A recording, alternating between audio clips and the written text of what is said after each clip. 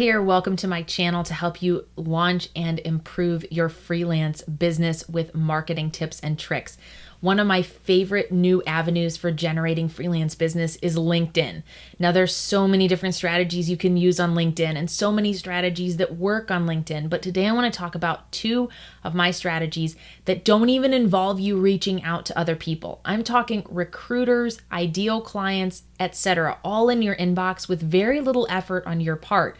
Now, being proactive on LinkedIn and contacting and connecting with other people is a great way to generate business. But in this video, I'm going to focus specifically on just getting started, getting your feet wet, really establishing yourself as an industry leader.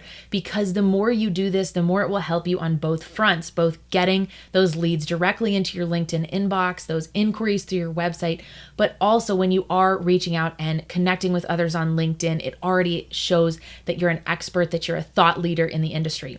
So the first thing you need to do is really be open to tweaking your summary and your headline.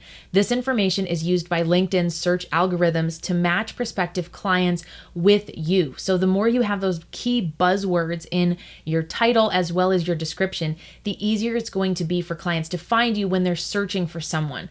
Furthermore, you're going to want to participate in the conversation about pertinent topics in your industry by publishing articles. Just by publishing one article a week over the past year, I've seen a tremendous increase in how often I appear in searches, but that's leading to actual jobs. I have had 7 cold leads turn into business who contacted me on LinkedIn after reading one of my articles and taking a look at my profile.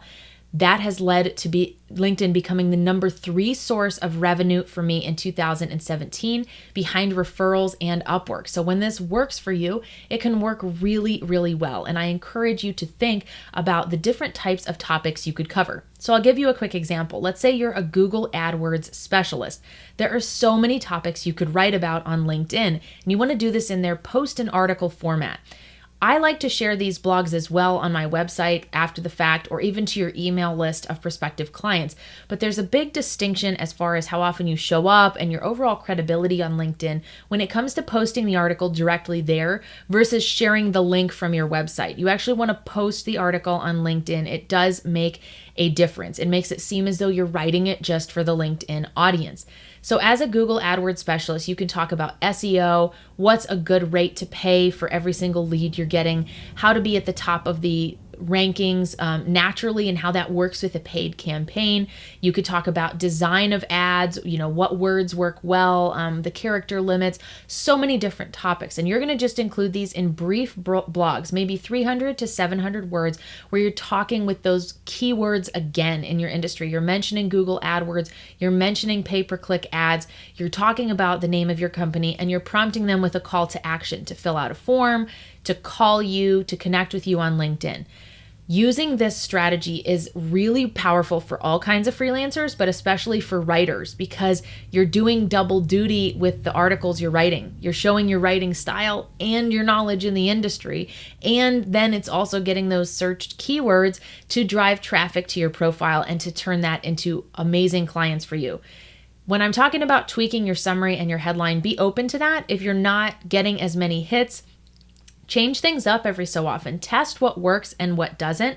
For me, using the same keywords several different times throughout the description was really powerful for helping my clients find me. It might seem repetitive when you're writing it, but we want to make sure that your clients are seeing the exact skills and opportunities that you offer, because then they're ideal clients, right? They're coming to you as a very warm lead because they've read your material. Now they're on your LinkedIn profile and they see that your summary is talking specifically about their exact need. So then you'll start to notice you'll get messages in your LinkedIn inbox from those clients directly, personal assistants to those clients, and even recruiters who are trying to match you with amazing jobs. I have pulled some incredible retainer opportunities off of my LinkedIn profile in the last year alone. And I credit a lot of that to simply doing these 2 really easy, low risk investments, right? Writing about my industry only helps me.